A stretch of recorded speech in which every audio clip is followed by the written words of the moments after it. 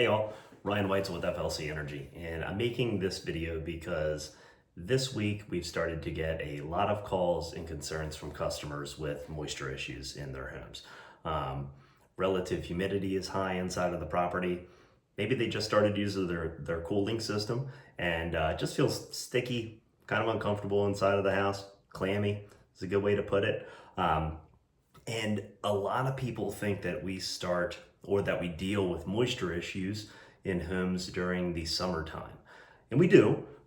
Humidity is obviously an issue on Delmarva in the summer, but this time of year, and what is still really considered to be a shoulder season, is when we see the biggest moisture concerns. Shoulder seasons are, say like this week, we've had a lot of rain, we've had these temperatures that are somewhere in the maybe low 70s. Today it's 78 degrees outside. It'll probably be in the 80s tomorrow. But these temperatures where the temperature outdoors is not so much greater than the temperature indoors. And so the temperature difference doesn't call for a extended runtime of the HVAC system. And so the system, the HVAC system, isn't running often enough or long enough to provide really proper dehumidification of the home or dehumidification of the air. And that was yesterday was kind of a case in point on this, where it rained the whole day, very humid on outdoors, but maybe 75 degrees. Most people probably have the inside of their house that temperature or just a little bit lower. If you're like me and you don't even have your HVAC system on until it gets in the 80s on a regular basis. But it gets into some of the issues that we deal with where, yes, we address moisture issues underneath of homes, we address moisture issues in homes, we address moisture issues in attics. But the HVAC system is a huge part of moisture control in a property. And even homes that are very tight, well sealed, very well insulated, they experience these issues with moisture just like a very leaky home would. And in some cases, they are much worse. If you have a super well insulated home that's very tight, and you don't have any dehumidification capacity in it, and you're living, breathing, cooking, existing in that property all the time, you are adding to the moisture within the home. And if the home's really well insulated, you're not losing a lot of that energy. And typically, energy movement in some way, shape, or form leads to drying ability. And if you slow that energy movement, then the drying ability is, in theory, decreased as well, too. But on the stuff like the calls that we're getting this week, sometimes they're calls from houses that are older, and then sometimes we get them from new construction around this time. What we see a lot this time of year is actually homes that never had a moisture problem, and then they get an updated HVAC system that is way more efficient than the existing unit that they had, and now they start to have a moisture in the house. And so why does that happen? And it's an issue really with latent heat in the property. And there's specific differences with newer high efficiency equipment as compared to the old systems that they had in the house, which operate different. So maybe the home always had a moisture issue, but the older system was able to disguise it. And now this newer high efficiency system isn't able to do so. It's not really a problem with the HVAC system. It is a problem with the home.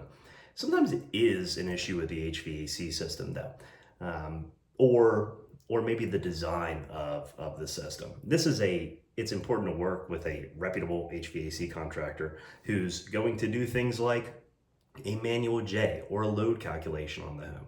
How much cooling capacity do you actually need? A lot of these systems are the main problems that we see. Sometimes they're oversized. So people think bigger is better when it comes to cooling. Bigger system in the house is going to be able to cool the house much more quickly. That's true. A bigger system would cool the house more quickly, but it's going to short cycle. It's not going to run long enough to bring the air inside of the home over the coil for the system, create the condensation by extracting the moisture from that air before it puts it back into the house. They have these systems that come on in a whoosh, and they operate for a few minutes at a time, and then they stop. And then they come on in this whoosh, and then they stop again. And systems like that are short cycling generally do very poorly when it comes to moisture control in homes.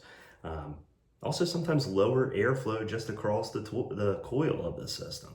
Lower airflow across that coil results in less evaporation of air inside of the property. It's kind of similar to the short cycling of the system, a little bit different.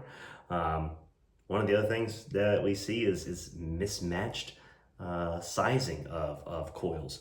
In some of the rebate programs for HVAC systems, where you're just getting a rebate based upon the efficiency of the HVAC system rather than looking at the house in total, in order to reach specific efficiencies, you might have to use a coil and condenser with potentially different sizes and update some of the fan flows so that you can reach a particular SEER or HSPF or ER on the systems. Right now that's going to be a HSPF 2, SEER 2 if you're watching this in 2025.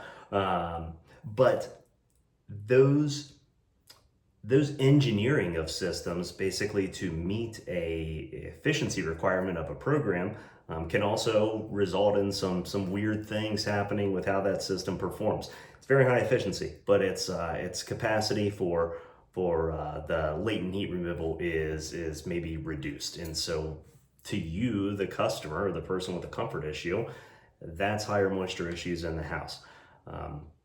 So one of the things that we're looking at when we do a energy audit, besides or on a home, the HVAC is obviously a huge mechanical system in your home, arguably the most important mechanical system in your home.